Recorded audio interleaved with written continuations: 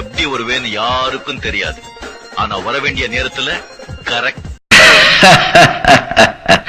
போடா ஆண்டவனே நம்ம என் வழி தனி வழி. என் பாட்டுக்கு என் வேலையை செஞ்சுக்கிட்டு சிவன் என்ன ஒரு வழியில போயிட்டு இருக்க. என்ன ஒம்பு கிழக்காதீங்க. ஒம்பு கிழத்தா நான் சொல்றதையும் செய்வேன். என் ஜென்ம விரோதி வேணும்னு நான் மன்னிச்சிடுவேன். ஆனா கூடவே இருந்து குளிப்பறிக்கிற துரோகியை மன்னிக்கவே மாட்டேன். அதிகமா ஆசைப்படுற ஆம்பளையும் அதிகமா கோபப்படுற பொம்பளையும் நல்லா வாழ்ந்துடா சரித்திரமே கிடையாது. தமிழ் படங்களை எங்க மரல் வச்சுக்கிட்டு மீசை முறுக்கிக்கிட்டு லுங்கி கட்டிக்கிட்டு நம்பியாரு நம்பியாரு கபாலி அப்படின்னு சொன்ன உடனே குனிஞ்சி சொல்லுங்க எஜுமா அப்படி வந்து நிப்பானே அந்த மாதிரி கபாலி நினைச்சியாடா? கபாலிடா. சாப்பிட்ட சாப்பாடுல உடம்பு எத்தக்கிட்டா உடம்பு கெட்டு போயிடும். சம்பாதிச்ச பணத்துல நீங்களே வச்சுக்கிட்டா வாழ்க்கை கெட்டு போயிடும். வாழு, மத்தவங்களை வாழ வச்சுட்டு வாழு. மத்தவங்க வாழ்க்கையை கெடுத்துட்டு வாழாத. நான் கால் வைக்கிறதோ வைக்காததோ உன் தலை இருக்கிறதோ இருக்காததோ உன் கையில தான் இருக்கு. மலட அண்ணாமலை பராசக்தி ஹீரோடா. பேரை கேட்ட உடனே சும்மா அதறது இல்ல. வாழ்க்கையில எதுவும் ஈஸி இல்ல, முயற்சி பண்ணா எதுவும் கஷ்டம் இல்ல.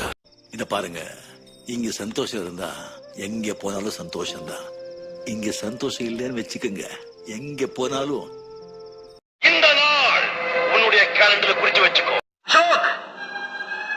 நீ இதுவரைக்கும் இந்த அண்ணாமலை நண்பரை தான் பார்த்திருக்க. இனிமே நீ இந்த அண்ணாமலை விரோதியா பார்க்க போற. இந்த மனுஷன் போடுறது தப்பு கணக்கு, ஆண்டவன் போடுறது பாவ கணக்கு. இந்த அண்ணாமலை போடுறது எப்பவுமே நியாய கணக்கு. கூட்டு கழிச்சு பாரு, கணக்கு சரியா இருக்கும். எங்க மனுஷன் படிச்சதுலயே உருப்படியான ரெண்டே விஷயம். ஒண்ணு நான், இன்னொரு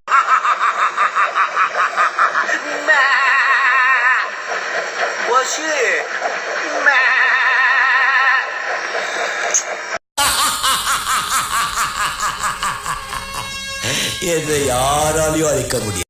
துப்பாக்கியை தொலைத்து விட்டு துப்பட்டாவை தொடுங்கள். வீரங்கையை விட்டு விட்டு பெண் அங்கேயே தொடுங்கள். எதற்கு யுத்தங்கள்?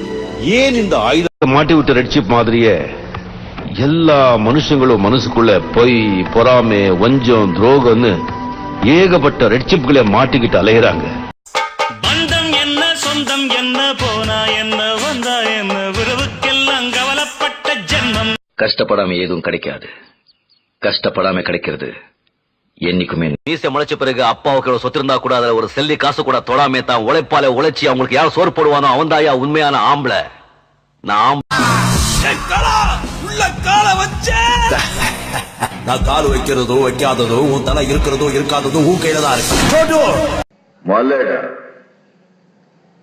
அண்ணாமலை என்ன கொடுமை சரவணன்.